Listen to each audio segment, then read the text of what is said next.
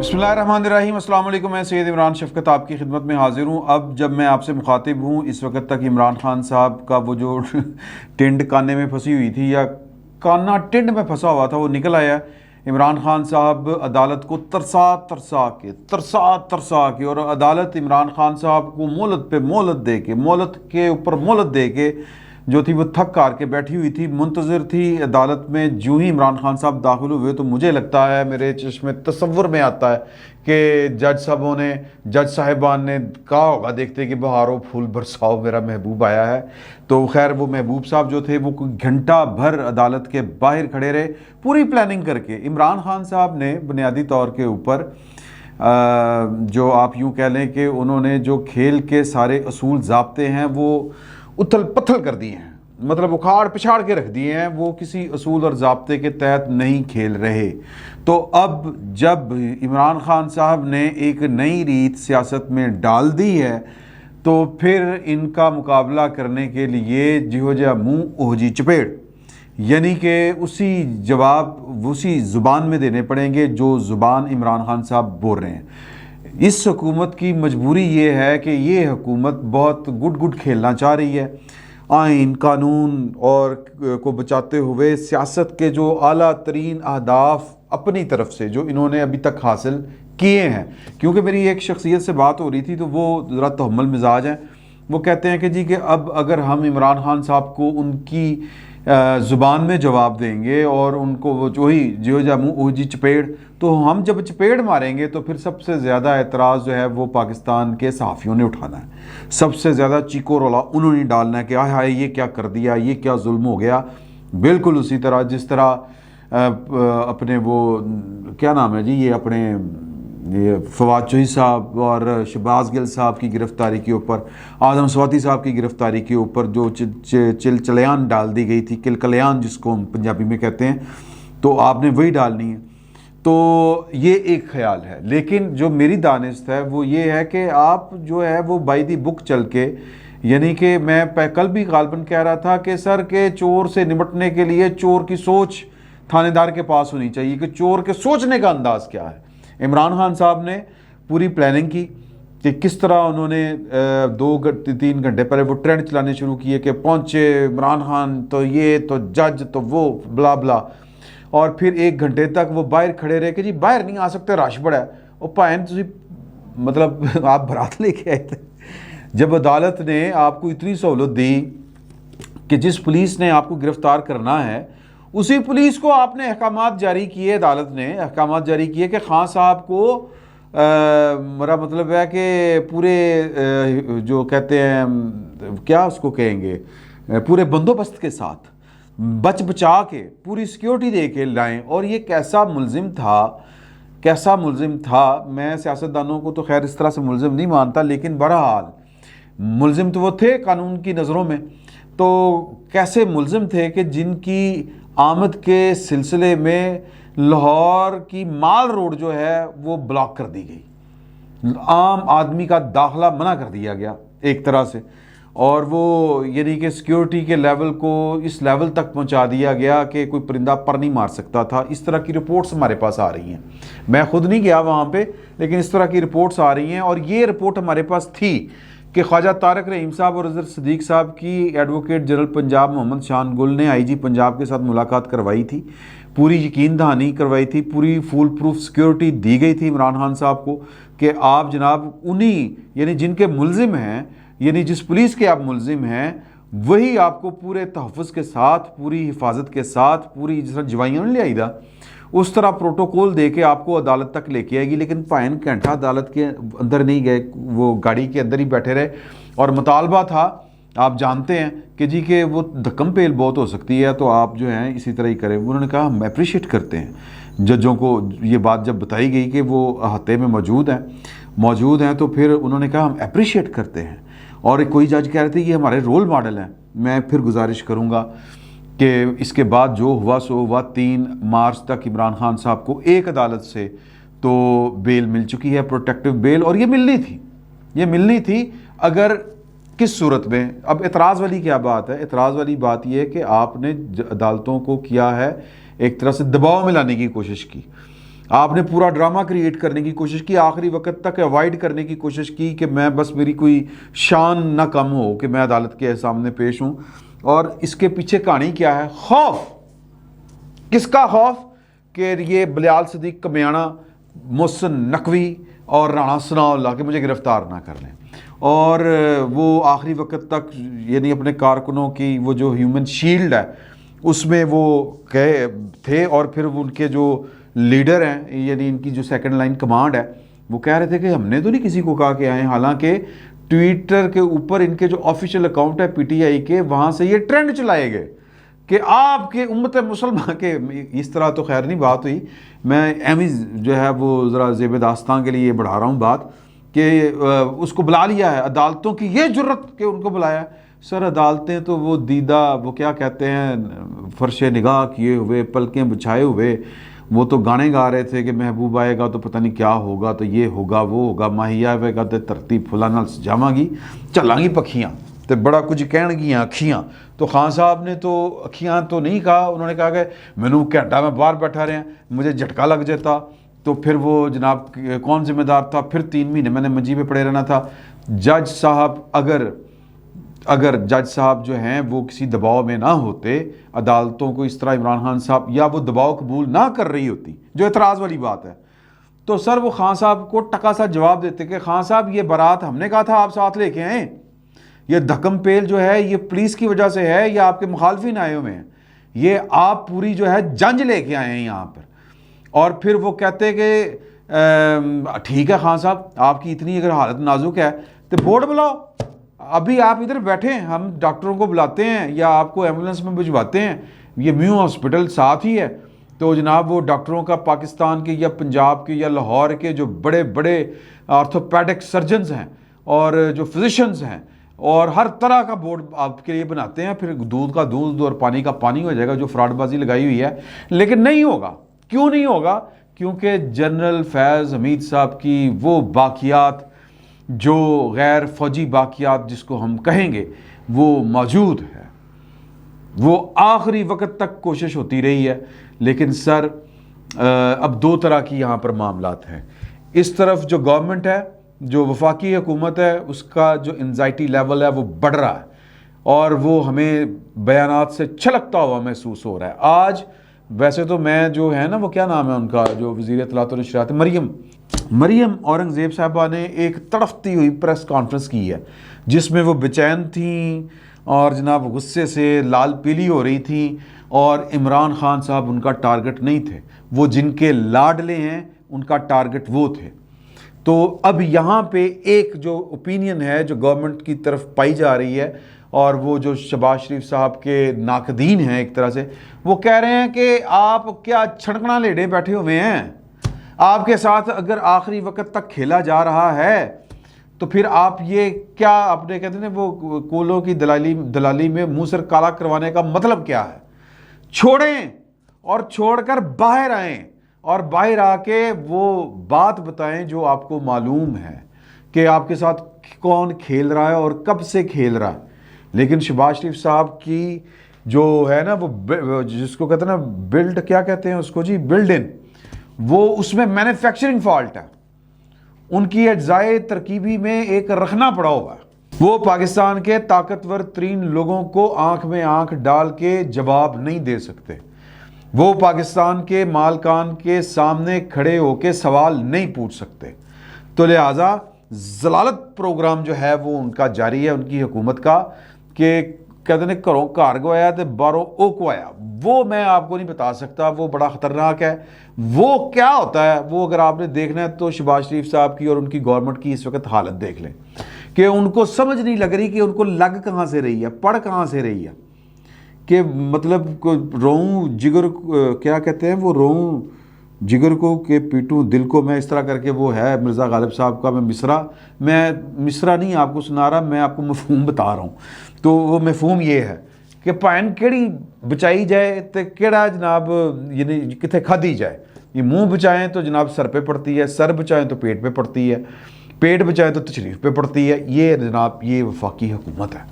ये वो वफाकी हुकूमत है जिसने पाकिस्तान की एस्टेब्लिशमेंट पाकिस्तान की वो सिक्योरिटी इस्टेब्लिशमेंट जिन्होंने प्रोजेक्ट इमरान खान लॉन्च किया था, और पाकिस्तान पीपल्स पार्टी और पाकिस्तान मुस्लिम लीग नून, यानी कि पाकिस्तान की दो ऐसी पॉलिटिकल पार्टियों को निशाना बनाया था इमरान खान साहब की सूरत में, या इमरान खान साहब के ज़रिए, जिन्होंने ये तय कर लिया था मिसाक़ जमहूरियत के ज़रिए कि हम पाकिस्तान के गैर मुंतखब लोगों को ना मदद के लिए पुकारेंगे, ना उनका यहाँ पर कोई हिस्सा होगा, वो हिस्सा जिसका दस्तूर में कोई जिक्र नहीं है। तो फिर उनके गंद को आपने उठाया। बेसिकली तो बाजवा साहब, रहील शरीफ साहब, कियानी साहब और शुजा पाशा साहब, मैं किस किस का नाम लूँ, ये उनका गंद उठाया हुआ था उन्होंने, और गंद उठा के जो पाकिस्तान बर्बाद हो रहा था, ऑलमोस्ट काफ़ी उसी तरह के अभी तक हालात हैं, क्योंकि गड़बड़ बहुत ज़्यादा है, डैमेज बहुत ज़्यादा है। तो मेरा ख्याल है कि हुकूमत को ये कुछ लोग जो कह रहे हैं और ये मुतालबा कर रहे हैं, वो ठीक मुतालबा है कि जी कि वो शहबाज शरीफ साहब एक प्रेस कॉन्फ्रेंस करकाएँ, बिठाएँ बिलावल भुट्टो ज़रदारी साहब को, बताएं कि वो क्या हुआ था उस मैस में, ISI के मैस में, बाजवा साहब आखिरी वक्त में क्या कर रहे थे, बाजवा साहब किस तरह खिला रहे थे, और अभी तक हमारे साथ क्या हो रहा है कि जनरल फैज़ साहब की जो लगाई हुई पौध है, मशीनरी है, वो किस तरह खेल रही है। और सर ये लाहौर हाई कोर्ट है, और लाहौर हाई कोर्ट से थोड़ा सा पीछे को, बहुत ज़्यादा नहीं, 1 किलोमीटर पीछे लगा लें, चिड़ियाघर है। तो सर चिड़ियाघर की जो चूं चूं करने वाली जो चिड़िया है ना, वो भी अगर लाहौर हाई कोर्ट के मौजूदा जो है ना जी, वो जिसको हम कहते हैं बंदोबस्त, उसके ऊपर से गुजर जाए तो सर लोगों के कान खड़े हो जाते हैं। लेकिन सर चिड़िया जो है वो दाना कहीं और चुग रही है। ये जो इस्लामाबाद आप पारा वाले हैं या जो पिंडी वाले हैं, ये उनको देखना पड़ेगा कि ये जो लाहौर की चिड़िया है, चिड़ियाघर वाली चिड़िया, ये कहाँ पे दाना चुग रही है। मैं सादा बात कर रहा हूँ, बड़े ज़रा वो अजीब से पराए में, तो वो अब आप इसको मुलाज़ा ख़ुद ही फरमा लें, गौर व ख़ौस कर लें। तो आज मेरी बात हो रही थी, मैंने पिछले व्लॉग में ज़िक्र किया था मुल्क की सूरत हाल के ऊपर, पाकिस्तान के मारूफ जो मजहबी स्कॉलर हैं जनाब इंजीनियर मोहम्मद अली मिर्ज़ा साहब के साथ।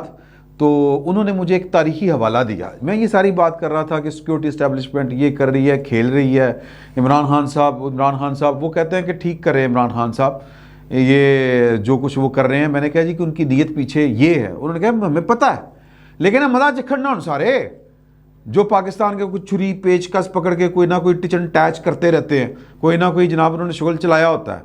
तो अब ज़रा मज़े लें, वो अपने हाथों की लगाई हुई जो है वो दांतों से खोलें। उन्होंने मुझे एक तारीख़ी वाक़या बताया मजहबी हवाले से कि सैयदना उस्मान गनी रज़ी अल्लाह ताला अन्हु जो खलीफा वक़्त थे, उनके दौरे हुकूमत में, उनकी खिलाफत में, उन्होंने अपने सौतेले भाई को, जिसका नाम वलीद बिन अकबा था और जिनके वालिद ने नबी करीम सल्लल्लाहु अलैहि वसल्लम के ऊपर खाना काबा के बाहर उजड़ी ऊँट की फेंक दी थी, गले में डाल दी थी, तो सांस बंद होने के करीब था। बड़ा दर्दनाक मंजर है कि बीबी फातिमा को किसी ने आके बताया, क्योंकि वो कबायली सिस्टम था, तो कबायलियों के इक़दामात कबायली जवाब देते थे। तो उस वक़्त कोई नहीं होगा, मुझे इस पूरे वाक़े का उस तरह से तफसीलन इल्म नहीं है, लेकिन किसी ने आके हज़रत बीबी फातिमा रज़ी अल्लाह ताला अन्हा को बताया कि जी कि आपके वालिद मोहतरम के ऊपर सल्लल्लाहु अलैहि वसल्लम के इस तरह ये किसी ने ये वाली हरकत की है। तो बीबी साहिबा जो हैं वो बाप थे नबी करीम सल्लल्लाहु अलैहि वसल्लम, बेटियों की तो मोहब्बत बड़ी होती है, और फिर नबी भी हो तो जनाब वो, और फिर वो किस काज के लिए लड़ रहे हैं ये भी जानते हो अहले बैत। तो आप रोती जाती थी और उनके वो जो गलाजत लग गई थी वो झाड़ती जाती थी। तो ये वाला सीन जो है वो तारीख़ ने देखा हुआ है। तो उनका बेटा कूफे का गवर्नर लगता है, यानी वलीद बिन अकबा, तो शराब पी के भाई ने नमाज़ पढ़ाती फजर की, ये हदीस है और मुझे उन्होंने कोट किया, ये मैं शेयर भी कर दूंगा आपके साथ। तो शराब पी के उन्होंने नमाज़ पढ़ा दी तो 4 रकतें थी गालबन जो उन्होंने पढ़ा दी, और नमाज फजर थी, 2 रकतें होती हैं। तो लोगों ने कहा कि जी आपने ये क्या किया है, वो जब उन्होंने कहा कि घट गई हैं तो और पढ़ा दें, ये उनका जवाब था। तो कुछ लोग करीब आए, उनमें एक हमरान थे, उन्होंने जब स्मेल किया तो उन्होंने कहा ये तो नशे में है।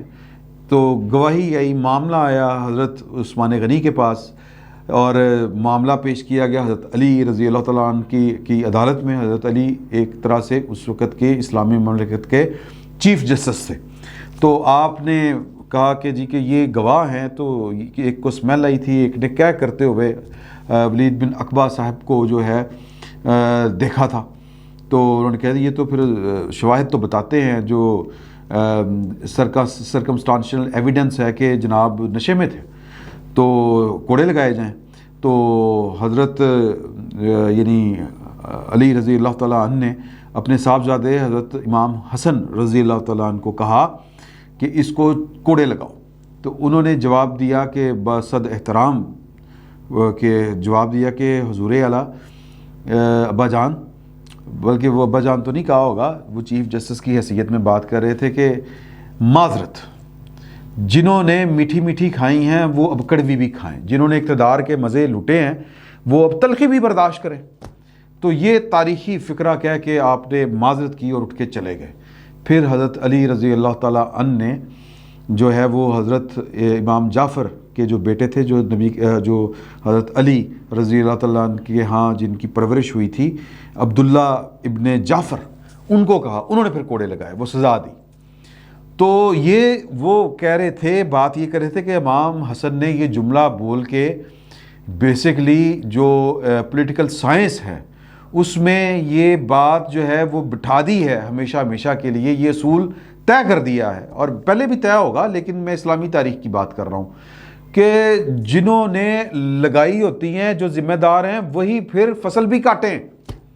तो जब तक अजीज़ मोहम्मद अली मिर्ज़ा साहब का कहना ये था कि जिन्होंने प्रोजेक्ट इमरान खान चलाया था वो आके पहले एतराफ़ करें कि हाँ जी ये हमने, ये पौधा हमने, ये जुर्म हमसे सरजद हुआ था, फिर आगे बात बनती है। ये है ना लिवेटू प्रोग्राम, ये इससे काम नहीं चलना। तो यही मशवरा जो है वो, या यही जो सोच है, ये पाकिस्तान मुस्लिम लीग नून को अपना लेनी चाहिए। और की करना है तुझी को, और की करना है हुकूमत चो, जो फैसले आपसे करवाने थे वो फैसले हो चुके, वो तलख फैसले हों, वो भारी फैसले हों, वो कड़वे फैसले हों, वो जो भी हों, आपने रियासत जो बचानी थी वो बचा ली। आपसे हम अगो मतलब वो मैं क्या कहूँ इसके ऊपर कि बस काम मुक गया, खेड़ मुक गई।